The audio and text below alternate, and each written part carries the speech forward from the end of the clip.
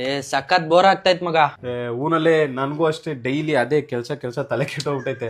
ಹಂಗಂದ್ರೆ ಇವತ್ ಪಾರ್ಟಿ ಮಾಡೋಣ. ನನ್ಗೋಕೆ. ನನ್ನ ಹತ್ರ ದುಡ್ಡಿಲ್ಲಪ್ಪ. ಮಂತ್ ಎಂಡ್ ನನ್ಗೂ ಇನ್ನ ಸ್ಯಾಲ್ರಿ ಆಗಿಲ್ಲ. ಓ ಸರಿ, ಲಾಂಗ್ ಡ್ರೈವ್ ಅನ್ನ ಹೋಗೋಣ, ದುಡ್ಡೇನ್ ಜಾಸ್ತಿ ಬೇಕಾಗಿಲ್ಲ. ನನ್ಗೋಕೆ. ಇವಾಗೇನ್ ದುಡ್ಡು ಬೇಡ ಅಂತೀರಾ?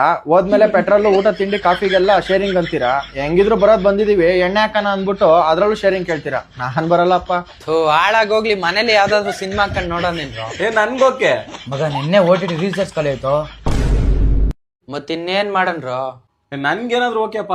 ಏನು ಎಲ್ಲದಕ್ಕೂ ಓಕೆ ಓಕೆ ಅಂತ ಸರಿಯಾಗಿ ದುಡ್ಡು ಮಾಡಿದ್ಯಾ ಅನ್ಸ್ತದೆ. ಅದೆಲ್ಲ ಏನಿಲ್ಲ, ಸೇವಿಂಗ್ಸ್ ನ ಸ್ವಲ್ಪ NF ಅಲ್ಲಿ ಇನ್ವೆಸ್ಟ್ ಮಾಡಿದ್ದೆ, ಒಳ್ಳೆ ರಿಟರ್ನ್ಸ್ ಬಂತು ಅಷ್ಟೇ. ಎನ್ನೇ ಫೋನಾ? ಹೂನು, ನ್ಯೂ ಫಂಡ್ ಆಫರ್. ಇದ್ರಲ್ಲಿ ಇನ್ವೆಸ್ಟ್ ಮಾಡಿ ಒಳ್ಳೆ ರಿಟರ್ನ್ಸ್ ತೆಗಿಬಹುದು. ಇವಾಗ ಯಾವ್ದಾದ್ರು ಇದ್ಯಾ? ಬಜಾಜ್ ಲೈಫ್ ಇನ್ಶೂರೆನ್ಸ್ ಅವರು ಹೊಸ ಫಂಡ್ ಬಿಟ್ಟಿದ್ರು, BSE 500 quality 50 index fund. NAV just ₹10. Large, mid, small